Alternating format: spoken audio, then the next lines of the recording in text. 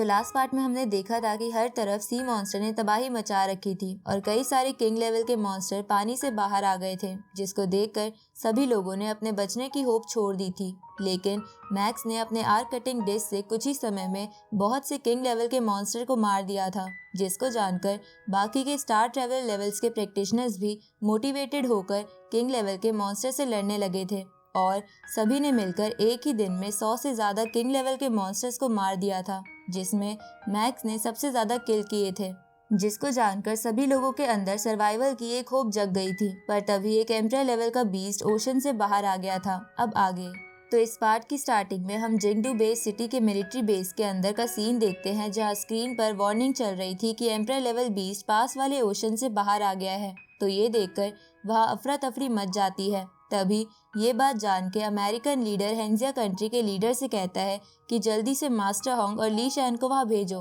तो ये सुन के हेंजिया मिलिट्री मास्टर होंग को कांटेक्ट करने की कोशिश करती है, पर जिजियान हेडक्वार्टर की आर्टिफिशियल इंटेलिजेंस सबको बताती है कि मास्टर होंग और ली शैन अभी बाहर नहीं आ सकते, क्योंकि वो दोनों आइसोलेट रहकर अपना कल्टीवेशन करने में बिजी है। इसको सुनकर सभी कंट्री के प्रेसिडेंट परेशान हो जाते हैं और सभी एल्डर भी ये जानकर थोड़ा टेंशन में आ गए थे। दूसरी तरफ मैक्स उस जगह पर आ जाता है जहां वो एम्परर बीस्ट था, जहां मैक्स देखता है कि मास्टर होंग के तीनों गार्ड्स यानी एल्डर याओ राव, बीस्ट और मिस्टर बीइंग उस एम्परर से लड़ रहे हैं। पर एल्डर याओ राव और बीस्ट लड़ते लड़ते काफी थक चुके थे। तभी मैक्स एल्डर याओ राव से पूछता है कि मास्टर होंग और मास्टर ली शैन अकेले में कल्टीवेशन क्यों कर रहे हैं। इस पर एल्डर याओ राव मैक्स को बताती है कि 2 दिन पहले गोल्डन हॉर्न बेहेमोथ जिजियान मार्शल हेडक्वार्टर से होकर गुजर रहा था और उसने जिजियान हेडक्वार्टर पर हमला भी किया था ताकि वो मास्टर होंग और ली शैन को मार सके। लेकिन हेडक्वार्टर की मजबूती इतनी थी कि उसके स्टार लेवल पर होने के बावजूद भी वो उस हेडक्वार्टर पर स्क्रैच भी नहीं बना पाया। पर मास्टर होंग और ली शैन को और पावरफुल बनना था ताकि वो गोल्डन हॉर्न बेहेमोथ को मार सके। इसलिए उन दोनों ने अपने आप को कल्टीवेशन के लिए हेडक्वार्टर में ही आइसोलेट कर लिया। उसी वक्त मैक्स की नज़र मिस्टर बीइंग पर जाती है, जो उस ऑक्टोपस से लड़ते लड़ते काफी इंजर्ड हो गए थे। वहीं ये सब कमांडर स्क्रीन पर देख रहे थे, जिसकी वजह से वो परेशान होकर अपने मन में सोचने लगते हैं कि ये एम्परर ऑक्टोपस तो काफी तेजी के साथ बढ़ रहा है और हमारे बाकी के फाइटर्स दूसरी जगहों पर किंग लेवल के मॉन्स्टर से लड़ने में बिजी है। साथ ही मास्टर होंग के तीनों गार्ड भी इस बीस्ट को नहीं हरा सकते, क्योंकि इनके लेवल्स में काफी बड़ा गैप है।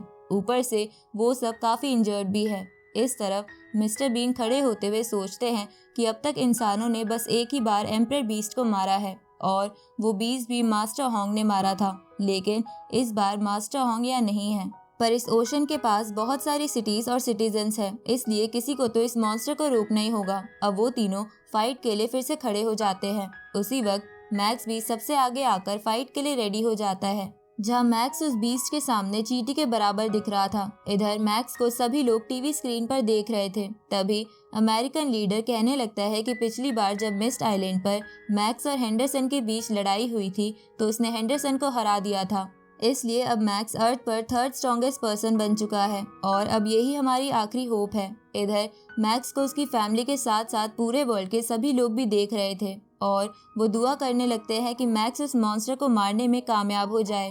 इस तरफ मैक्स अपनी आर्ट डिस्क को लेकर उस बीस्ट से लड़ने के लिए चला जाता है, जिसको देखकर वो ऑक्टोपस अपने टेंटिकल से मैक्स पर हमला कर देता है। लेकिन वो उन सभी टेंटिकल से बचते हुए अपने आर्ट डिस्क से उस ऑक्टोपस की बॉडी पर बहुत बड़ा कट लगा देता है। पर वो बीस्ट अगले ही पल खुद को हील कर लेता है, जिसको देखकर मैक्स भी चौंकते हुए सोचने लगता है कि इसकी हीलिंग एबिलिटी तो काफी फास्ट है। लेकिन मैक्स फिर भी नहीं रुकता और अपनी फुल स्पीड के साथ उस बीस्ट की बॉडी के चारों तरफ बहुत सारे कट लगाकर उसे इंजर्ड करने लगता है।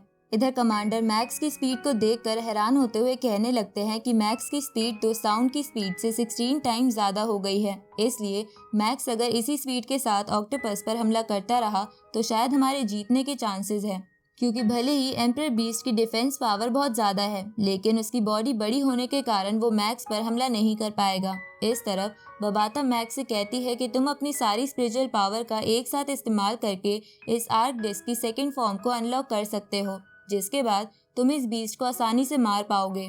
तो ये सुनकर मैक्स ऐसा ही करता है और वो अपनी सारी स्पिरिचुअल पावर से उस डिस्क को घुमाने लगता है, जिससे उसकी डिस्क की शेप बदल जाती है तभी वो ऑक्टोपस मैक्स को अपने टेंटिकल से पकड़ लेता है, जिसको देखकर तीनों गार्ड्स घबरा जाते हैं। लेकिन मैक्स उसके सभी टेंटिकल्स को काटता हुआ बाहर आ जाता है, जिसके बाद वो उस बीस्ट से कहने लगता है कि तुम्हें लग रहा है कि बस मास्टर होंग और मास्टर ली शैन ही तुम्हें मार सकते हैं, लेकिन आज मैं तुम्हें अपनी असली पावर दिखाऊंगा। अब ये कहकर मैक्स अपनी फुल पावर के साथ उस बीस्ट के हेड पर अपने डिस्क से हमला कर देता है, जिससे उस बीस्ट को काफी दर्द होने लगता है और वो अपने टेंटिकल्स इधर उधर मारने लगता है।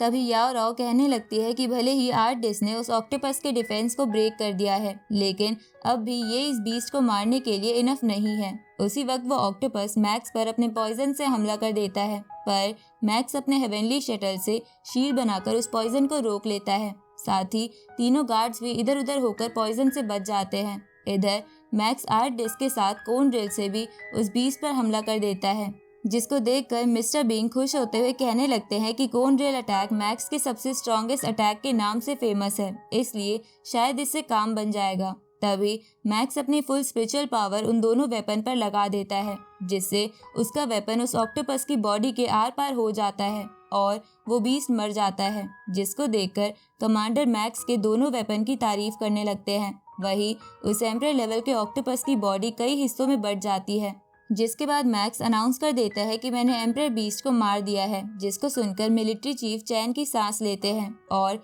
सभी सिविलियन के साथ साथ मैक्स की फैमिली और उसके फ्रेंड्स सभी बहुत खुश हो जाते हैं। वही हेंडरसन भी मैक्स की तारीफ कर रहा था। इधर मैक्स को पता चलता है कि बहुत सारे मॉन्स्टर सदर्न मिलिट्री बेस की तरफ बढ़ रहे हैं, तो वो भी साउथ की तरफ चला जाता है। जहाँ जाते हुए मैक्स बबाता से कहता है कि वो मॉन्स्टर सच में बेवकूफ था जो सिर्फ मरने के लिए ओशन से बाहर आया था। इस तरफ हम मास्टर ली शैन और होंग को देखते हैं, जो कि बैठकर कल्टीवेशन कर रहे थे।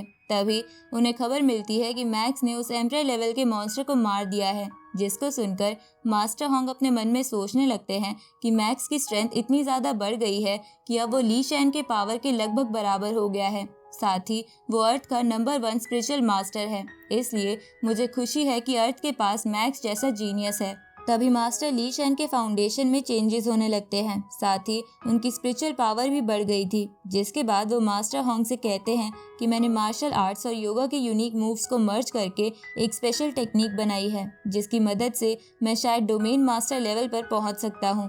इसको सुनकर मास्टर होंग ली शैन को कांग्रेट्स करते हैं। इसके बाद ली शैन होंग से कहते हैं कि आप अकेले ही उस गोल्डन हॉर्न बेहेमोथ से लड़ने का प्लान बना रहे थे, लेकिन अब मैं आपको उसके साथ अकेले लड़ने नहीं दूंगा।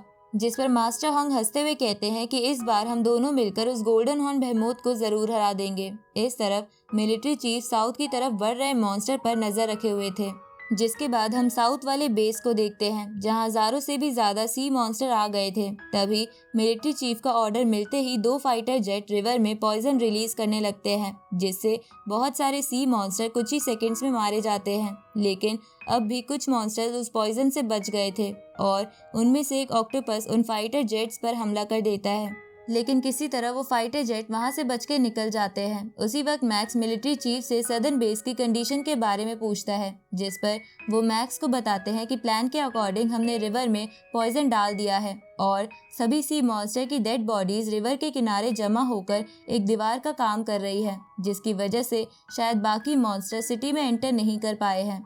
इधर कमांडर हेंजिया कंट्री के लीडर को बताता है कि अमेरिका की हर जगह पर वॉर स्टार्ट है और कुछ घंटों बाद यूरोप के 6 बेस सिटीज में मॉन्स्टर की वेव आने वाली है। साथ ही 2 घंटों के अंदर जिंगनैन बेस में भी मॉन्स्टर पहुंच जाएंगे। तभी ये सुनकर मिलिट्री चीफ कहते हैं कि हमें सी मॉन्स्टर से कोई खतरा नहीं है, यहाँ तक कि हम एम्परर लेवल के मॉन्स्टर को भी हैंडल कर सकते हैं, लेकिन हमें डर है तो वो बस गोल्डन हॉर्न बेहेमोथ से, और जब वो अपनी इंजरी हील करके वापस आएगा तो ना जाने क्या होगा। इधर मैक्स भी अपने मन में सोच रहा था कि भले ही मैंने एक एम्परर लेवल के मॉन्स्टर को मार दिया है, लेकिन लोगों के अंदर सबसे ज्यादा डर गोल्डन हॉर्न बीस्ट का है। जिसके बाद वो बबाता से पूछता है कि क्या तुमने वेपन्स को रिपेयर कर लिया है। इस पर बबाता उसे बताती है कि मैंने एक सिल्वर स्ट्रीम रोबोट को ठीक कर दिया है और जल्द ही मैं एक लेजर कैनन को भी ठीक कर दूंगी। इसके बाद हम एक आइलैंड को देखते हैं जिसके पास वाले ओशन में गोल्डन हॉर्न बेहेमोथ छुपकर अपनी इंजरी हील कर रहा था, जिसके कुछ देर बाद वो वहां से किसी दूसरी जगह जाने लगता है। इधर ये बात सैटेलाइट के जरिए हेंजिया कंट्री के प्रेसिडेंट और कमांडर के साथ साथ सबको पता चल जाती है कि गोल्डन हॉर्न बेहेमोथ पानी से बाहर आ चुका है।